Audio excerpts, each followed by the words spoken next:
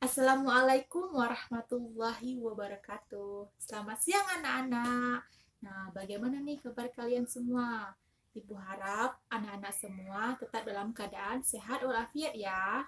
Nah, pada pertemuan kali ini, Ibu akan menyampaikan materi pembelajarannya menggunakan video. Mengapa sih Ibu menggunakan video?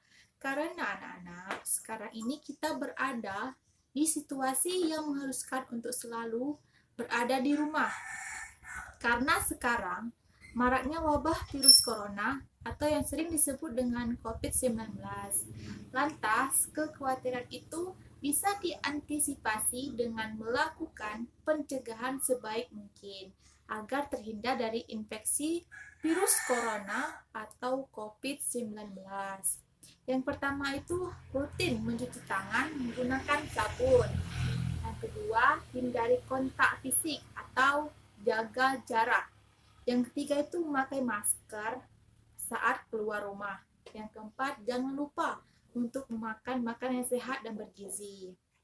Nah, baik anak-anak, sebelum kita memulai materi kita pada siang hari ini, lebih baik kita berdoa menurut agama dan kepercayaan kita masing-masing.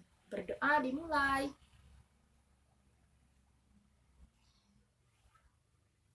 Berdoa selesai. Nah, anak-anak, pada siang hari ini Ibu akan menjelaskan materi mengenai puisi.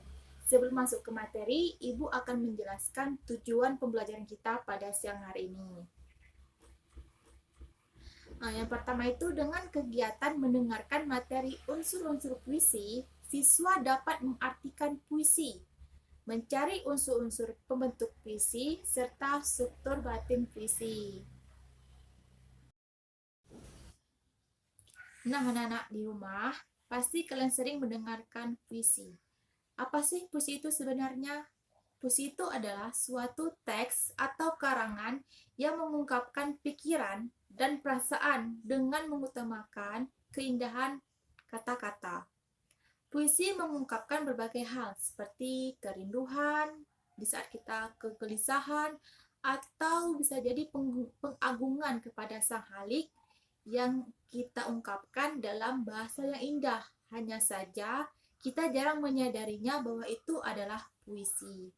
Contohnya, jika kita hendak mengungkapkan keindahan alam, kamu dapat menggunakan pilihan kata yang khas, mewakili dan memancarkan keindahan alam yang dikagumi itu. Nah, anak-anak, materi selanjutnya yaitu yang kedua, unsur-unsur pembentuk puisi. Ada 4. Ada yang pertama yaitu majas dan irama. Yang kedua, penggunaan kata-kata konotasi. Yang ketiga, kata-kata berlambang. Yang keempat, pengimajinasian dalam puisi.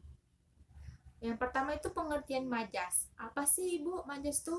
Nah, majas itu ialah bahasa kias yang dipergunakan untuk menciptakan kesan tertentu bagi penyimak atau pembacanya. Untuk menimbulkan kesan-kesan tertentu, bahasa yang dipergunakan berupa perbandingan, pertentangan, perulangan, maupun perumpamaan. Nah, pengertian irama. Irama itu adalah alunan bunyi yang teratur dan berulang-ulang, berfungsi untuk memberi jiwa pada kata-kata dalam sebuah emosi tertentu, seperti sedih, kecewa, marah, rindu, dan bahagia. Nah, yang kedua itu penggunaan kata-kata konotasi. Kata konotasi itu adalah kata yang bermakna tidak sebenarnya.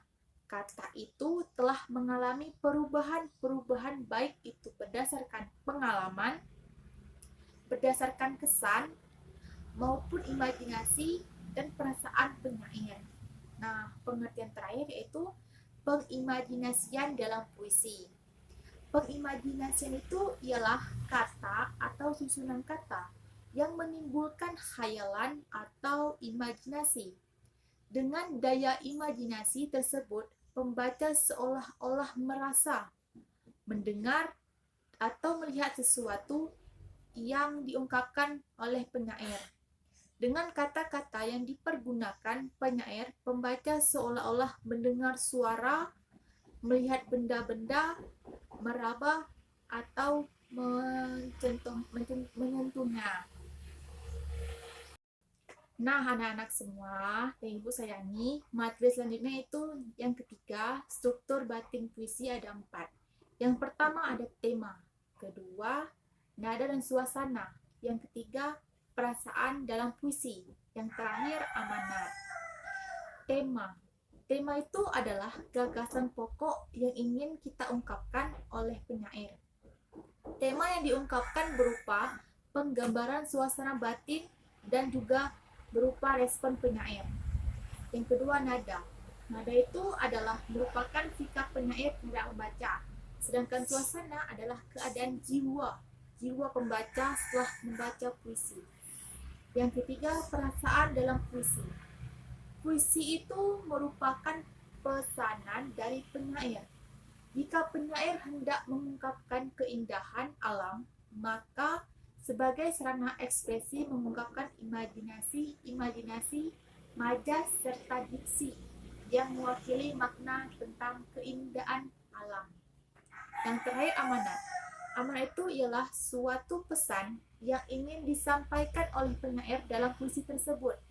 Amanat akan selaras dengan tema dari puisi tersebut. Nah, anak-anak, di sini Ibu akan memberi kalian puisi di sini mengenai hujan di bulan Juni, karya Sapardi Djoko Damono. Nanti Ibu akan terangkan di WhatsApp atau kirim ke orang tua masing-masing kalian untuk buat tugas individu mengenai perhatikan kembali teks puisi Hujan Bulan Juni karya Supardi Kalsum Bahri. Yang kedua itu tentukan unsur-unsur puisi Hujan Bulan Juni. Nah, di saat pertemuan selanjutnya akan Ibu bahas jawabannya ya. Nanti kalian kirim ke WA Ibu.